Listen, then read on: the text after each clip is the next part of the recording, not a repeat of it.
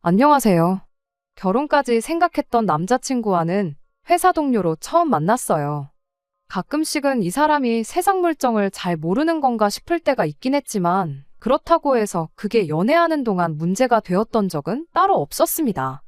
싫은 소리 불평불만 한번 하는 법 없고, 어떻게 보면 까탈스러울 수도 있는 제 성격도 잘 맞춰주는 수더분한 성격 때문인가, 연애하는 동안 느꼈던 점은 이 사람하고 같이 살게 된다면 적어도 스트레스 받으며 살 일은 없겠구나 싶었었어요. 그렇게 결혼 생각까지 하게 되었지요. 그런데 이렇게 결혼하기로 하니 세상 물정 모르고 순둥순둥한 성격이 최악의 단점이 될 줄은 몰랐네요. 남자친구와 저는 회사 내에서 몇 안 되는 지방대 출신 직원이었습니다. 입사 동기들 사이에서 알게 모르게 차별 같은 게 존재했고, 그래서 그랬나 직장 생활하는 동안 서로가 서로한테 참 많은 위안이 되었어요. 그렇게 업무 외적으로 주고받던 연락이 인연으로 발전해 연애를 시작하게 되었습니다. 사내 연애를 시작했다는 소식을 듣고는 안 그래도 저희를 무시하던 동기들이 끼리끼리 논다고 아주 지방대 출신들끼리 이젠 눈까지 맞았다는 식으로 저희들의 뒷담화를 하고는 했어요. 속이 많이 상했지만 회사에서 말보다는 능력으로 인정을 받는 것만큼 좋은 게 또 없다고 생각했고, 연애는 연애대로, 회사 일은 회사 일대로 참 열심히 했습니다. 결국에는 저희 능력을 인정받게 되었고, 그때 당시 저희를 손가락질하던 동기들 중에 회사에 남아있는 친구가 몇 명 없어요. 풀리기도 저희보다 잘 안 풀렸고요. 아무튼 간에 그 이후로도 둘이서 크게 다툰 적도 없고, 서로의 고충도 잘 이해해주면서 서로가 좋은 방향으로 발전할 수 있는 동기부여까지 해줬으니 서로가 서로에게 좋은 시너지를 내준다는 확신을 갖고 그렇게 쭉 이때까지 연애관계를 이어오게 되었습니다.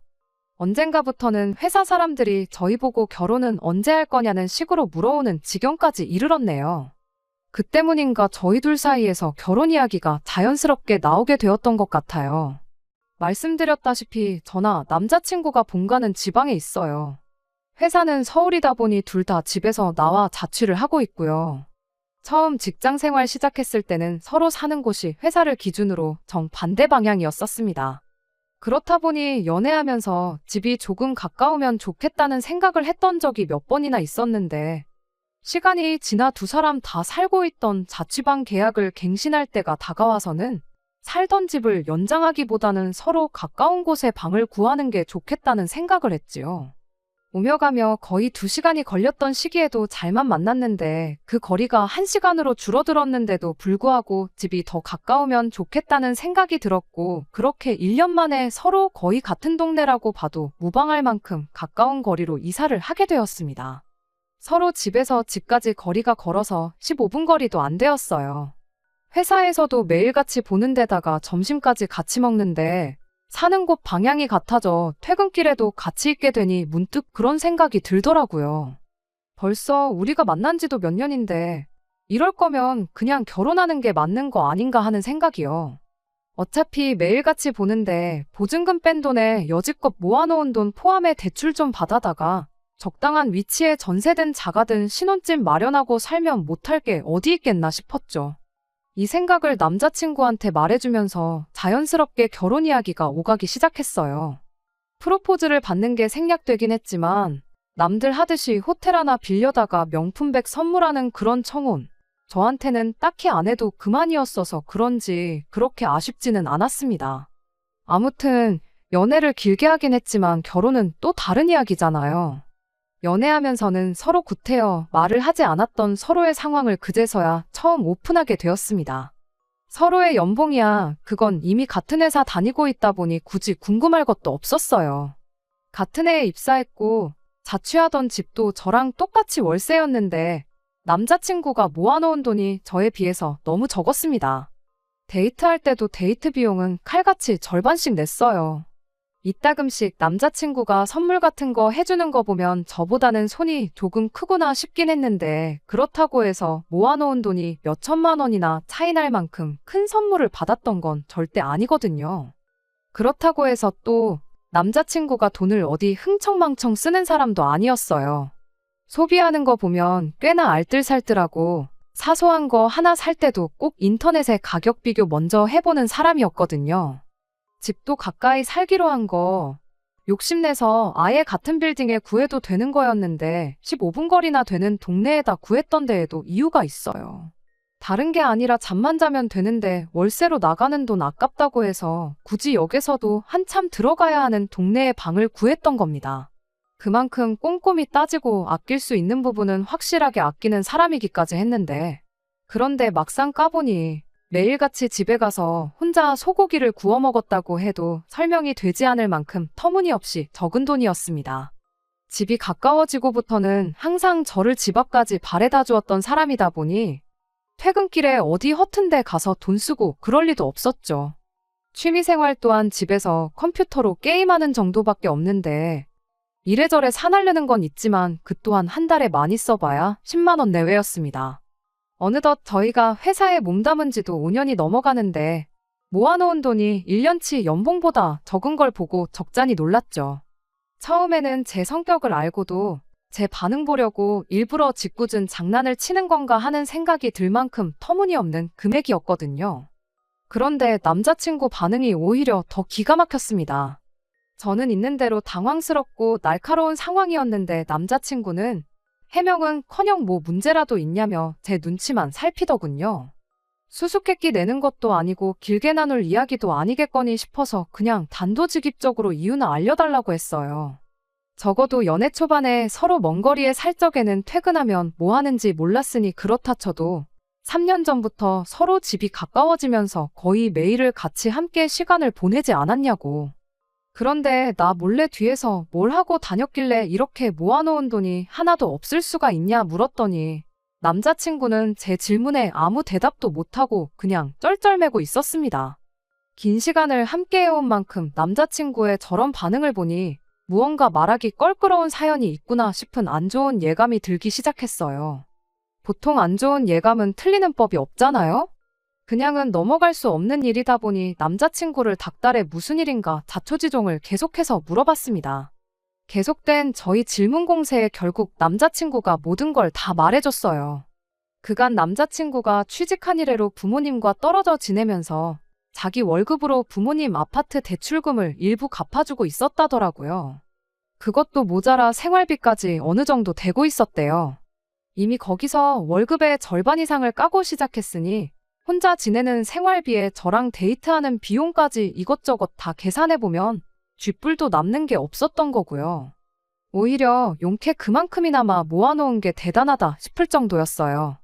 남자친구가 아래로 동생이 2명이 더 있는데 걔들도 똑같이 부모님한테 돈을 드리고 있는 거냐 물어봤더니 동생들은 벌이가 자기가 버는 것만 못해서 안 하고 있다는 이야기를 해주는데 정말 정신이 아찔해지더라고요. 아무리 세상 물정을 몰라도 그렇지.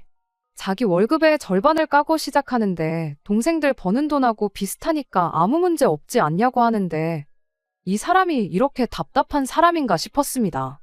차라리 부모님께 그간 용돈을 얼마 드렸다고 하면 멀리 떨어져 사니까 그만큼 걱정돼서 그랬겠거니 이해라도 했겠는데 이건 뭐 생활비는 물론이고 아파트 대출까지 내주고 있다니 이건 효자를 떠나서 호구가 아닌가 싶었습니다. 아무리 맏형이라도 그렇지 부모님 봉양을 혼자 도맡아 하는 거나 마찬가지인데 그걸 나 몰라라 하고 있는 동생들도 얌체 같았고요. 하지만 무엇보다 이 쉬운 상황을 당연한 것처럼 받아들이고 있는 남자친구가 너무나도 답답했습니다. 남의 집 기둥 뽑아 결혼하는 거 아니라는데 이제 막 결혼 이야기 오가기 시작한 내 남자친구가 바로 그 남의 집 기둥이었다니 정말 억장이 무너지는 듯 했습니다. 그래도 남자친구한테 현실을 인지시켜주고 설득하면 해결될 수도 있겠다 생각했어요. 이제 결혼하면 부모님께 돈 드리는 건 그만해야 한다고요. 계속 드리고 싶다면 그래도 좋으나 그렇게 되면 나랑 결혼은 못하는 걸로 생각하라고 했죠. 어차피 맞벌이에 저희 벌이가 나쁜 편은 아니니 당장 돈 얼마 부족한 건 사람 착한 거 하나 보고 참으면 되겠다 싶었습니다. 어차피 대출 받는 건 마찬가지인데 자가가 아니라 전세로 구해서 일단 종잣돈부터 마련하면 된다는 계산이었어요. 남자친구도 그제서야 자기가 처한 상황을 알고는 있는지 제 말에 대답 대신 고개를 끄덕이더라고요. 그래도 용돈 정도는 드려도 되지 않냐고 물어보길래 한 달에 한 20, 30 정도 드리는 건 오케이지만 그 이상은 안 된다고 단호하게 딱 잘라 말해줬습니다. 남자친구는 기꺼이 그렇게 하겠다고 대답을 해줬고요. 끝까지 우기면 어쩌지 걱정이었는데 그래도 이렇게 제 뜻에 순순히 따라주는 거 보니 한편으로는 안심이 되었어요. 그 후 일단 남자친구를 저희 부모님께 먼저 소개를 시켰습니다. 실제로 인사드린 적은 없지만 연애하면서 제가 저희 부모님께 몇 번 이야기를 했었고 사람 자체는 정말 순하고 성실한 사람이기에 저희 부모님께서도 남자친구를 마음에 들어 하셨어요. 저희 집에서 결혼 허락을 받았으니 이제 제가 남자친구 부모님께 인사드리러 갈 차례였습니다. 그런데 남자친구가 이런 이유, 저런 이유를 대면서 인사시키는 나를 미루려고 하더라고요. 쇳불도 당김에 빼랬다고 그걸 미뤄서 뭐 하겠냐고 남자친구를 닥달해 억지로 자리를 만들었습니다. 남자친구가 자꾸 소개를 미루는 걸로 보아 저는 혹시 남자친구 부모님이 저를 마음에 안 들어 하시나 하는 생각이 들었어요. 그도 그럴 게 결국 아들이 집에 해주던 지원을 제가 끊어버린 거나 마찬가지였잖아요. 그런데 인사드리러 처음 만난 자리에서 저를 엄청 반겨주시고 잘해주셨어요. 아들한테 말로만 들었다면서 정말 꼭 보고 싶었다고 하시면서 말입니다. 분위기는 더할 나위 없이 좋았는데 유독 남자친구만 좌불안석 안절부절하고 있었습니다. 긴장은 해도 내가 해야 하는 거 아닌가 싶었는데 알고 보니 긴장해서 그랬던 게 아니더라고요. 이야기를 나누다가 어쩌다 보니 생활비에 대한 이야기가 나왔습니다. 벼랑간 남자친구 부모님이 우리 아들이 집에 해주는 돈이 많아 평생 장가 보내기는 글렀다고 생각했는데 우리 아들 데려가줘서 고맙다며 저 같은 며느리를 보는 운 좋은 시부모는 당신들밖에 없을 거라고 하시는 거예요. 남자친구와 이야기했던 것과는 전혀 다른 이야기를 하는 걸 보아하니 그때 딱 깨달았습니다. 남자친구가 저를 집에 인사시키는 걸 미루려고 했던 그 진짜 이유를 말이지요. 부모님이 실망할까봐 그랬던 건지 아예 집에다가는 말조차 꺼내지 않았던 거예요. 상황 파악이 끝나자마자 남자친구한테 맡겨선 평생 가도 말을 안 하겠다 싶어서 제가 대신 입을 열었습니다. 아드님, 그러니까 남자친구가 아직 말을 안 한 것 같은데 결혼 후에는 저희도 신혼집을 구하면서 대출금이 생기고 경제적으로 빠듯해지지 않겠냐고. 그러니 앞으로는 대출금 내드리던 것부터 생활비 보태던 건 못 드리게 될 것 같다고요. 그 말이 끝나기가 무섭게 남자친구 어머니의 표정이 싹 바뀌더라고요. 그거에 대해선 들은 바가 없다며 방금 전까지는 저 같은 며느리를 보게 된 당신들이 운이 좋다고 하던 사람들이 이제는 당신 아들이 뼈 빠지게 벌어서 부모한테 효도하는 것도 못하게 하는 부모 자식 사이 갈라놓는 협잡군 취급을 하더라고요. 지금 저희 두 사람 벌이에 대출 갚고 생활비 내고 하면 못할 것도 없겠지만 그렇게 되면 저금을 하나도 할 수 없다고. 당장 내일 무슨 일이 일어날지도 모르는 세상에 저금 하나 없이 살 수 없지 않냐. 입장 바꿔서 제가 당장 제 월급의 대부분을 저희 집에 보내고 있다면 이 결혼 허락하실 거냐 되물어봤죠. 결혼하면 공동재산이 되는 만큼 공평하고 합리적으로 돈 관리를 해야 하지 않겠냐고. 그런데 한 푼 두 푼도 아니고 벌이의 절반 이상을 부모님께 드리는 건 말도 안 된다고 생각한다고 제 생각을 솔직하게 말했습니다. 충분히 간결하게 말했다고 생각했는데 남자친구 어머니는 네가 무슨 권리로 우리 아들이 버는 돈을 관리를 하려고 드느냐고 따지더라고요. 방금 전까지 결혼 못할 것 같다던 아들 장가 간다고 좋아하시지 않으셨냐고. 그거 보면 어머님 아버님 때문에 아들이 결혼 못할 수도 있겠다고 예상하셨던 거 아니냐. 걱정스러워 하셨던 거 보면 돈도 돈이지만 아들 앞길 생각해 주시는 좋은 분들이신 것 같은데 대충 계산해봐도 남자친구가 취직한 이래로 어머님 아버님께 드린 돈이 1억은 훌쩍 넘을 것 같은데 그 정도면 충분히 할 만큼 한 거 아니겠냐고요. 그러니 이제는 아들 앞길만 생각해 주시고 저희가 아예 땡전 한 푼 안 드리겠다는 게 아니고 남들 하는 것 이상으로 챙겨드릴 테니 저희들 결정을 무조건 나쁘게만 받아들이지 않아주셨음 좋겠다고 했습니다. 하지만 그래도 주던 걸 어떻게 못 주게 하냐고 당장 우리는 어떻게 버티라는 거냐며 그렇게는 안 된다고 우기시더라고요. 결국 그렇게 어머님 언성이 높아지기 시작하니 옆에서 꼼짝 못하고 있던 남자친구가 자기한테 좋은 해결법이 있다면서 모두 조용히 좀 해보라고 하고는 말도 안 되는 소리를 꺼내기 시작했어요. 자기가 돈을 더 벌어오면 되는 거 아니겠냐며 퇴근하면 대리운전이나 배달 같은 거 하고 주말에는 물류창고 같은 데 가서 일을 더 하겠답니다. 그렇게 돈을 더 벌면 그 돈으로 대출금을 갚아드리면 되는 거 아니겠냐는 겁니다. 아직 내 집도 없는데 투자까지 뛰면서까지 자기 부모 대출금에 생활비를 내주겠다는 게 말이나 되는 일인가 싶었습니다. 그렇다고 형제가 셋인데 그거 다 갚아주고 물려받을 재산 있는 것도 아니고요.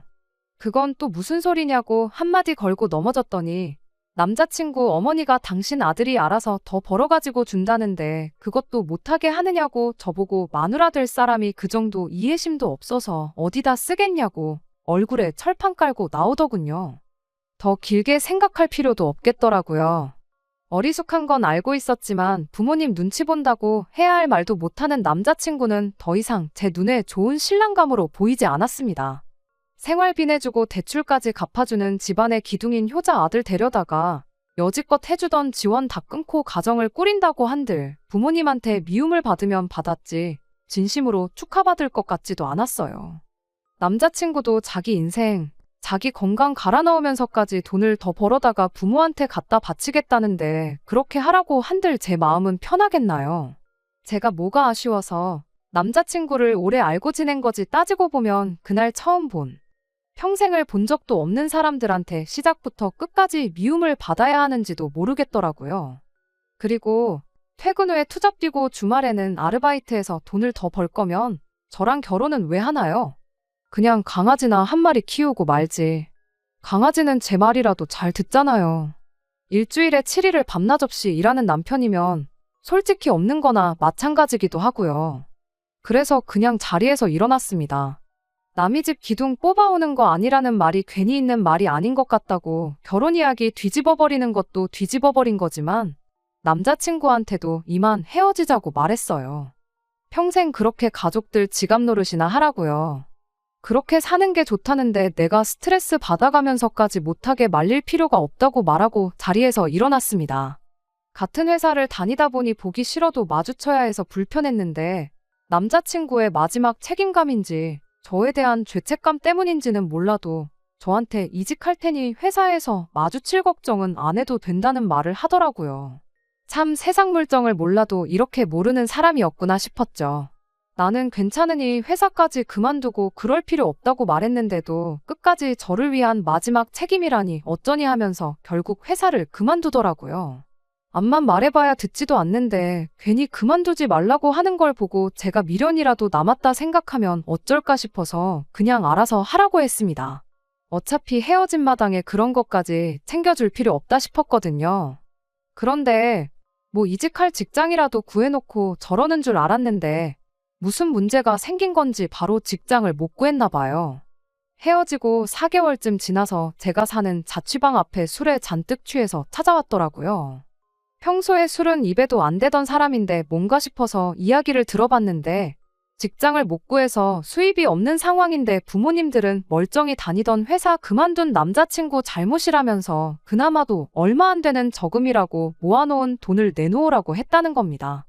당장 자기는 수입이 없어서 걱정이 돼서 죽겠는데 남자친구 부모님은 그 몇 달을 못 기다려서 얼마 안 되는 자기 돈을 가져가려고 한다고요. 그리고 상황이 이렇게 되니 자기가 자기 인생에 얼마나 큰 부분을 놓아버린 건지 이제야 깨달았다고 하면서 저한테 사과를 하더라고요. 이제 정말 자기는 부모님 안 보고 살아도 되니까 자기를 다시 받아달라고요. 집에다 돈 가져다 바치는 것도 그만둘 것이고 2번 다시 호구 노릇 하지 않겠다고 머리를 바닥에 찌으면서까지 부탁을 하더라고요. 그렇게 오래 연애했고 그동안 정이 많이 들었는데도 안쓰럽지가 않았습니다.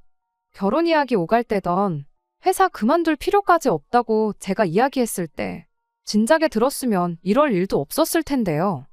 다 자기가 뿌린 씨앗인데 달게 받아야죠. 불쌍하다고 다시 받아줬다가 괜히 또 새 직장 구하자마자 가족들한테 돈 줘야겠다 그럴 수도 있는 노릇이고요. 그래서 안타깝지만 나는 너랑 다시 시작할 생각이 없다. 그리고 술 먹고 이렇게 찾아오는 것도 싫고 우리는 이미 끝난 거니까 2번 다시 찾아오지 말라고 했습니다. 내가 뭐라고 당신하고 당신 부모님, 부모 자식 간의 천륜을 끊어낼 수 있겠냐고. 믿는 도끼에 발등 찍히는 것도 딱 한 번이라고 했고 넌 벌써 그 기회를 날려먹었다고 했어요. 그 뒤로 한동안은 연락도 소식도 모르고 지냈습니다.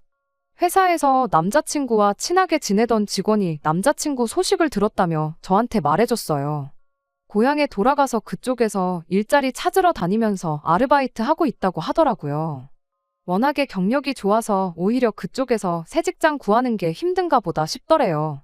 불쌍하긴 하지만 한편으로는 남자친구를 다시 안 받아주길 잘했다는 생각이 듭니다. 결국에는 가족을 놓지 못해서 안정적인 새로운 직장을 찾는 게 아니라 부모님 당장 생활비랑 대출금 내주기 위해서 고향으로 돌아간 모습을 보면 아직 정신 덜 차린 것 같네요.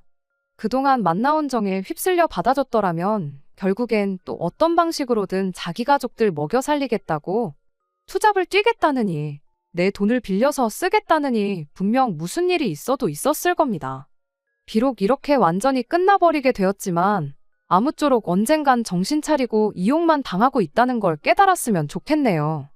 부모님이 키워준 은혜, 당연히 헤아릴 수 없을 만큼 커다란 것이겠지만 자기 인생까지 갈아서 갚아야 할 정도로 가스라이팅을 당한 모습을 보니 그냥 한편으로는 안쓰럽기도 한 것 같아요. 저랑은 이제 헤어졌으니 제가 더 이상 신경 쓸 일은 아니지만요. 정신 차리면 그만둘 것이고 정신 못 차리면 앞으로도 저렇게 살아가겠죠. 두 번째 사연입니다. 안녕하세요. 날이 점점 추워지는 게 벌써 한 해를 마무리할 때가 다가왔다는 사실이 물씬 느껴지네요. 이제 해가 넘어가면 저도 30살이 돼요. 못해도 30 전에는 결혼을 하고 싶었는데 올해가 2달 남짓 남은 이 상황에 모든 걸 준비 마치고 결혼을 하는 건 불가능하다 싶습니다. 그리고 이 사람과 결혼을 하는 게 맞나 싶은 생각이 들기도 하고요. 그래서 이렇게 다른 분들의 의견이나 조언을 구해보고자 사연을 보내보게 되었습니다. 저보다 3살이 많은 남자친구와 3년 조금 넘게 연애를 했습니다. 제가 연애 2년 차부터는 30 전에는 결혼을 하고 싶다는 말을 했다 보니 남자친구 또한 제가 결혼을 염두에 두고 연애를 하고 있었다는 사실을 알고 있었죠. 남자친구가 저보다 연상이다 보니 결혼 이야기에 부담을 갖거나 하지는 않았던 것 같아요. 그렇게 1년이 지나서 지지난달부터 처음으로 저희 두 사람 사이에서 결혼 이야기가 오가기 시작했습니다. 사실 남자친구에게 30 전에 결혼하고 싶다는 말을 먼저 꺼냈을 때 남자친구가 별다른 반응이 없어서 에라 모르겠다 하고 저희 집에 인사를 먼저 시켰던 적이 있었습니다. 이후로 집안 행사에도 불렀던 적이 몇 번 있었고요. 그때 집안일도 잘 도와드리고 무엇보다 저희 부모님께도 정말 잘했어요. 그 뒤로 저희 부모님께서도 은근 남자친구랑 잘 돼서 결혼하기를 바라시는 것 같더라고요.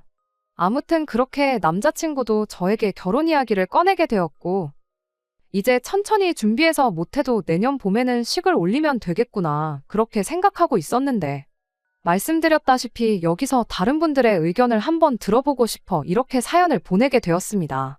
결혼 이야기 나오기 시작하고 얼마 지나지 않아서 남자친구가 난데없이 꺼냈던 이야기가 하나 있었어요. 어머니가 자기 어렸을 적에 고모들과 할머니한테 엄청 시달리고 사느라 고생을 참 많이도 하셨다고요. 그것 때문에 자기가 어머니한테 효도를 하는 게 마땅하다는 생각을 가지고 있더라고요. 조금 의아했던 게 고모나 할머니 때문에 힘든 삶을 살아오셨으면 아들인 남자친구가 아니라 남편인 아버님이 어머님께 더 잘해야 하는 거 아닌가 싶었죠. 어머니한테 잘하는 게 나쁘다는 건 아닌데 계속 이야기를 듣다 보니 남자친구가 어머니를 생각하는 그 효심이 조금은 지나치지 않나 그런 생각이 들었습니다. 제가 볼 때는 남자친구가 어머니께 잘하고 싶다는 소리가 그저 이유에 불과하고 그냥 무조건 잘해드리고 싶어하는 것처럼 느껴지더라고요. 게다가 자식이 부모님께 잘해드리는 방법이 여러 가지가 있을 텐데 남자친구는 효도를 꼭 돈으로 해야 한다는 생각을 갖고 있었습니다. 남자친구가 안정적인 직장을 다니고 있고 월급 받는 것 또한 또래에 비해서 잘 받는 편이에요. 결혼을 하게 된다면 저도 맞벌이를 할 생각을 가지고 있으니 둘이 받는 월급 합치면 넉넉 잡아 700만 원 언저리쯤 될 텐데 그 정도면 양가 부모님께 용돈 조금 드리는 거야 문제도 아닌 벌이잖아요. 그런데 벼랑간 결혼하거든 자기 월급의 절반을 어머니한테 드려야겠다는 말을 꺼내왔으니 저로서는 고민도 많이 생기고 받아들이기가 힘든 상황입니다. 게다가 그 이유가 할머니랑 고모들 때문에 고생했다는 이유였으니 제 입장에서는 도저히 그냥 넘길 문제가 아니구나 싶었어요. 이제 막 결혼 이야기 오가기 시작했는데 굳이 시작부터 월급의 절반을 엄마 주겠다는 소리를 꼭 해야 하나 서운하기도 했죠. 만약에 어머님이 저희 결혼하고 나서 아이를 봐주신다거나 한다면 그때야 월급의 절반이 아니라 한 달에 200만 원도 드릴 수 있겠지만 아무 이유 없이 그냥 드리는 건 아닌 것 같다고 딱 잘라 말은 했는데 남자친구는 그건 나중 가서 이야기하자며 대답을 얼버무렸습니다. 그거야 남자친구가 말한 대로 결혼 후에 양가 부모님께 드릴 용돈이나 생활비에 대해서는 결혼 준비하면서 차근차근 이야기를 나누면 되겠거니 싶어서 그냥 넘어갔어요. 그런데 얼마 전에 남자친구 어머니께 인사를 드리고 오면서 진짜로 결혼은 현실이구나 싶고 여러 가지 생각이 드는 거예요. 남자친구 어머니가 다른 분들 사연에 나오는 것처럼 며느리 못 살게 굴고 그러는 시짜 시어머니는 아니고 좋은 분처럼 보였어요. 남자친구 말 맞다나 시집살이로 과거에 고생을 하셨다 보니 당신은 당신 며느리한테 똑같이 하지 않고 잘해주겠다 하는 생각을 가지고 계신 분이셨죠. 문제는 남자친구였어요. 밖에서 만났는데 식사할 때는 물론이고 식사 마치고 나서도 어머님 옆에 붙어서 떨어질 생각을 안 하더라고요. 식사 마치고 차 한잔 마시면서 이야기 좀 더 나눠보기로 했는데 근처에 호수공원이 있어서 소화도 시킬 겸 거기 한 바퀴를 돌았어요. 남자친구는 어머님 옆에 착 달라붙어서 카페에 들어갈 때까지 저는 안중에도 없었습니다. 경치가 좋다고 남자친구가 어머님 사진도 찍어드리고 그러는데 저랑은 사진 한 장 같이 찍을 생각이 없어 보이더라고요. 뒷공무니만 쫓아다니다가 멈추면 두 사람 사진 찍어주고 그런 식의 반복이었어요. 카페에서는 거의 어머님과 저 둘이서만 이야기를 나누긴 했는데 찬밥대우 받던 건 여전했습니다. 커피고 빵이고 남자친구는 어머님 챙겨주는데 정신이 없어 보였거든요. 며칠 지나서 남자친구한테 솔직히 그날 서운했다고 이야기를 꺼냈는데 남자친구는 거기다 대고 한다는 소리가 제가 어머님을 불편해하는 게 눈에 보여서 그랬던 거라고 오히려 제가 마음 편하도록 자기가 도와준 거 아니겠냐며 저를 배려해줬다는 식으로 화를 내더라고요. 한 번은 데이트하다 말고 남자친구가 그냥 집으로 가버린 적도 있었어요. 같이 순대를 먹고 있었는데 갑자기 여기 엄청 맛집인 것 같다고 어머니가 순대를 엄청 좋아하시는데 이거 포장해 가면 엄청 좋아하시겠다며 밥 먹고 그냥 집에 돌아가 버렸습니다. 밥 먹고 나서 영화표 2장 미리 예매해둔 게 있는데 영화는 나중에 봐도 되는 거 아니겠냐면서 순대 싸들고 집에 돌아가는데 이게 다 무슨 일인가 싶었죠. 지난 3년간 연애하는 동안 남자친구가 이토록 효자인 줄은 몰랐거든요. 저보다 엄마가 더 우선이라는 느낌을 받은 적이 한 번도 없었는데 결혼 이야기 나오고부터 유독 심해졌다는 생각이 들었습니다. 그동안에는 어디 유명하다고 줄 서서 먹는 맛집에 가도 뭘 먹어도 어머니 좋아하는 음식이라고 데이트하다 말고 집에 가버린 적 한 번도 없었거든요. 아예 어머니가 좋아하는 음식 이야기를 제 앞에서 꺼낸 적이 없던 사람이에요. 저 정도 효심이 깊은 사람이었다면 지난 3년간 이런 모습을 보여줬어도 못해도 한 번은 보여줬을 텐데 싶더라고요.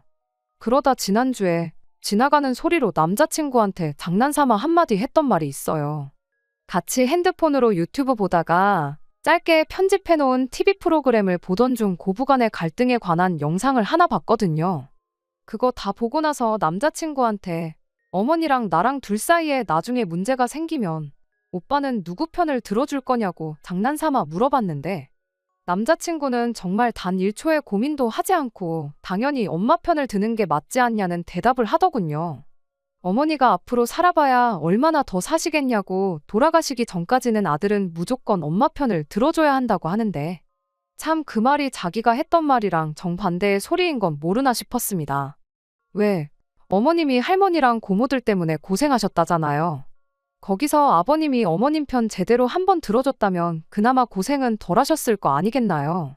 물론 어떤 삶을 살아오셨는지 집안 분위기가 어땠는지는 모르는 일이지만 그래도 남편이 가족들과 배우자 사이에서 든든하게 중간 역할을 해주면 그만큼 괴롭힘도 덜했을 거 아닌가 싶은데 하지만 그걸 가지고 말꼬투리 잡아봐야 어차피 끝나지 않을 이야기만 나누게 될 것 같아서 그냥 아무 말 안 하고 말았습니다. 아무튼 이 모든 사건이 불과 근 2달 사이에 일어난 일이에요. 말씀드렸다시피 결혼 이야기 나오기 전까지는 남자친구의 이런 모습은 한 번도 본 적이 없었고요. 처음에는 이해해보려고 생각했는데 이런 일이 계속해서 반복되니 저는 남자친구한테 무조건 엄마 다음일 거라는 그 느낌이 머릿속에서 사라지지가 않네요. 우리 딸 내년이면 시집 간다고 친척들이며 지인분들한테 자랑처럼 이야기하고 계시는 어머니를 보고 있자니 이 결혼하는 게 맞냐고 물어보기도 뭐해서 혼자 속만 앓고 있다가 다른 분들 생각은 어떤지 조언이라도 한번 들어보고자 이렇게 제 이야기를 한번 보내봤습니다. 정말 고민이 많네요. 혼자서만 고민하고 있으니 답도 없다 싶고요. 저도 제가 무슨 생각을 하고 있는 건지 모르겠습니다. 안녕하세요. 이렇게 후기 들고 다시 찾아왔습니다. 어머니께는 말을 꺼내지 못했지만 여기 사연 보내기 전에 사실 주변 사람들한테 어떻게 생각하느냐고 물어본 적이 있었어요. 그래봐야 다 제 또래 제 친구들인데 잘 모르겠다는 의견이 대부분이고 자기 부모님한테 잘하면 그만큼 저희 부모님한테도 잘할 거라는 희망적인 이야기밖에 못 들었거든요. 그런데 이렇게 속 시원하게 제 머릿속을 정리해 주시는 분들이 여기에 계실 줄은 생각도 못했네요. 덕분에 마음 굳게 먹을 수 있었던 것 같아요. 일단 남자친구를 만나서 월급의 절반을 주겠다는 이야기부터 정리를 해야겠다 싶었습니다. 그리고 어떤 분이 조언해 주신 대로 혹시 지금도 어머님한테 용돈으로 얼마를 드리고 있느냐 물어봤어요. 남자친구는 망설임도 없이 아니라고 대답하더라고요. 지금 드려봤자 결혼할 때 도로 다 가져가야 되는 거나 마찬가지 아니겠냐며 용돈은 결혼하고 드리는 게 맞는 거 아니겠냐고요. 말인즉슨 이제 맞벌이를 할 예정이니 벌이가 2배가 되는 거 아니겠냐. 벌이가 늘은 만큼 엄마 몫으로 자기 월급 절반을 챙겨주겠다 하는 소리나 마찬가지였지요. 그게 제 귀에는 내 돈으로 효도를 하겠다는 소리로밖에 들리지 않았어요. 그래서 남자친구한테 자식이 부모한테 효도하는 건 당연한 거라고, 그러니 나도 결혼하면 우리 집에 내 월급 절반을 드려야겠다고 똑같이 한마디 해줬습니다. 그랬더니 그건 좀 아닌 것 같다고 곧바로 반박을 하더라고요. 오빠는 되고 나는 왜 안 되냐 따졌더니 아들하고 며느리가 시어머니를 챙기는 게 이치에 맞는 거 아니겠냐고, 너네 집은 너가 챙기는 게 아니라 집안 남자인 제 동생이 챙기는 게 맞다는 소리를 하면서요. 자식이 부모한테 효도하는 건데 왜 그게 그렇게 되냐고 곧바로 따져 물었더니 저보고 한글부터 다시 배워야겠답니다. 시집을 온다는 말은 들어봤어도 장가를 온다는 말은 못 들어보지 않았냐. 시집을 온다는 건 말 그대로 제가 시댁의 일원이 된다는 뜻이라고. 그러니까 결혼을 한순간부터 너는 우리 집 식구가 되는 거니 효도는 시어머니한테 하는 게 맞는 거라고요. 그러니 너네 부모님 용돈은 동생이 알아서 챙기게 냅두라고. 너는 우리 집만 신경 쓰면 된다고 하는데 이과 나온 사람이 문과 나온 저한테 한글 공부부터 다시 하라는 것부터가 어이가 없었어요. 그럼 장가를 간다는 건 무슨 뜻인지 한번 말해보라고 했어요. 시집 온다랑 장가 간다가 뭐가 다르냐고요. 장가 가는 건 오빠가 우리 집 식구 된다는 소리 아니냐 했더니 거기까지는 생각 안 해봤는지 어떻게 둘러대지도 못하고 혼자 끙끙 앓더라고요. 이미 여기서부터 남자친구가 양보할 생각이 없어 보이는데 다른 분들이 조언해주신 이야기까지 꺼내가며 왈가왈부할 것도 없겠다 싶었어요. 무슨 말을 해도 제 말을 안 들을 게 뻔하고 저한테 말도 안 되는 시댁효도만 강요할 게 뻔한데 입 아프게 양보할 생각도 없는 거 토론해봐야 아무 소용도 없겠다 싶었죠. 그래서 그냥 결혼 이야기는 없던 걸로 하자고 했어요. 피땀 흘려 벌어가지고 우리 집에 한 푼도 못 주고 오빠 집에만 퍼줄 생각은 추호도 없다고요. 그랬더니 대답 못하고 끙끙 앓던 남자친구가 잘 걸렸다 하고 말꼬투리를 잡더라고요. 누가 네 돈도 엄마한테 준다고 했냐고. 내가 번 돈 드린다는데 뭐가 문제냐고 곧바로 따지고 들대요. 그래서 제가 남자친구한테 한마디 했어요. 이과 나왔다고 국어 실력이 나보다 형편없는 건 이해하겠는데 이제 보니 문과 나온 나보다 계산도 똑바로 못하는 것 같다고요. 이날이 때껏 엄마한테 돈 한 푼 준 적 없던 사람이 결혼하고 나면 월급의 절반을 퍼주겠다는데 그게 내 돈으로 주겠다는 소리랑 똑같은 거지 뭐가 다른지 진짜 몰라서 그러는 거냐고 한마디 했습니다. 진작부터 드리고 있었다면 내가 드리던 걸 못 드리게 할 수는 없으니 생각이라도 해봤겠다고. 그런데 보니까 그런 것도 아니고 양가에 똑같이 들이자는 것도 아니고 지네 집만 챙기겠다는데 그런 이기적인 사람하고 결혼해서 무슨 좋은 꼴을 보겠냐. 그냥 결혼은 없던 일로 하자고 한마디 더 쏘아붙였습니다. 그랬더니 너 지금 돈 얼마 때문에 파혼하겠다고 하는 거냐며 입에 개거품을 물대요. 그러더니 용돈 문제는 그럼 나중에 다시 이야기하자고 은근슬쩍 화제를 돌리려고 하더라고요. 뭘 다시 이야기하긴 다시 이야기하냐고. 지금 당장 안 드리겠다고 해도 그 말 안 믿을 거고 결혼할 때 되니까 그동안 못했던 효도가 하고 싶은가 본데 그냥 결혼 없던 일로 할 테니 그 마음 변치 말고 이제부터라도 어머니한테 최선을 다해서 효도하라고 한마디 해주고 자리에서 일어났습니다. 그리고 남자친구한테 마지막으로 조언 한마디 해줬어요. 나 다음에 만날 여자한테는 다른 것보다 결혼하거든 월급의 절반은 시댁 몫이 될 테니 그리 알라고 결혼 이야기 나오기 전에 미리 말해주라고 했어요. 안 그러면 또 연애한다고 시간은 시간대로 날리고 결혼 목전에 가서 똑같이 파혼당할 거라고요. 오빠 남은 인생에 평생 도움될 꿀팁이니까 좋은 거 배웠다고 생각하고 지금 먹은 밥값 대신 내주고 퉁치라고 했습니다. 그 말 하기 무섭게 직원분한테 계산은 저 사람이 해줄 거라고 말하고 가게 밖으로 뛰쳐나왔네요. 계산하는데 시간이 걸려서 그런지 남자친구가 저를 쫓아오지는 않았고 대신 그날 하루 종일 전화기에 불이 나도록 전화를 해댔어요. 계속 씹고 있다가 밤10시가 돼서 걸려온 전화를 받았습니다. 밥 먹다 말고 파혼당하니까 실감이 났는지 그제서야 저한테 사과를 하더라고요. 그러면서 한다는 소리가 그러면 너가 벌어온 월급의 절반은 너네 집에 드리는 걸로 하겠다네요. 어차피 싹싹 빌어도 다시 받아줄 생각은 없었고 전화를 받은 이유도 이제 잘 거니까 전화하지 말라고 한마디 해주려고 받은 거였는데 어떻게든 엄마한테 자기 월급 절반 퍼주고 싶어서 저러는 거 보고 있으니 더 이야기 나눌 것도 없이 파혼하자고 한 게 정말 잘했다는 생각이 들었습니다. 아직도 자기가 왜 파혼당했는지 이유도 모르고 있냐고. 이젠 어머니한테 돈을 퍼주고 그런 걸 떠나서 이해력도 딸리고 멍청하기까지 한 사람하고는 결혼 생각 없다고. 제발 연락하지 말고 시집와서 시댁 귀신으로 살다가 죽을 사람 새로 찾아서 결혼하라 말하고 전화 끊어버렸어요. 그렇게 남자친구하고는 결혼 이야기도 없던 일이 되었고 영원히 모르는 사람으로 지내게 되었네요. 하고 싶은 말 다 해서 속은 후련했지만 그래도 결혼까지 생각한 데다가 3년이라는 긴 시간을 함께했던 사람이다 보니 솔직히 아쉬운 마음이 안 든다고 하면 그건 거짓말일 거예요. 하지만 이 결정이 후회가 되지는 않습니다. 어떤 분이 해주셨던 말 맞다나 남의 집 기둥 뽑아서 결혼하는 거 아니라는데 여러분들이 해주신 조언 무시하고 결혼했다면 아마 제 남은 평생을 후회하면서 살았을 테니까요. 왜 결혼하고 나서 효자가 되고 싶어 저렇게 안달들일까요? 죽었다 깨나도 그것만큼은 왜 그런지 그 이유를 모를 것 같아요. 사실 알고 싶지도 않고요. 아무쪼록 남자친구가 이제부터라도 어머니께 진정한 효도를 해주고 평생 그렇게 엄마 곁만 지키다가 혼자서 늙어갔으면 좋겠네요.